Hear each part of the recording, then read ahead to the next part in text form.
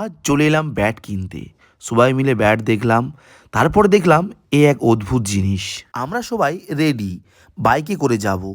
তাই সব রওনা দিলাম স্টেশনের উদ্দেশ্যে। স্টেশনের কাছে গিয়ে বাইকটা রেখে চা আর বিস্কুট সবাই মিলে খেয়ে নিলাম। চলে গেলাম স্টেশনের ভিতরে। ট্রেনের জন্য সবাই মিলে আমরা অপেক্ষা করছি, অনেকক্ষণ ধরে ট্রেন আসছিল না। ফাইনালি ট্রেনটা আমাদের চলেই এলো। সবাই মিলে আমরা ট্রেনের উপরে উঠে গেলাম আর গল্প করতে করতে পৌঁছে গেলাম আমাদের ডেস্টিনেশনে মহিষাদলে। এরপর কিছুটা পথ হেঁটে চলে এলাম খেলা ঘরে, মানে যেখানে আমরা ব্যাটটা কিনবো। সবাই নতুন নতুন ব্যাট ট্রাই করার পর আমরা দুটো ব্যাট নিলাম, এটা আর এই ব্যাটটা। এই ছিল 2000 টাকাতে নিয়েছে।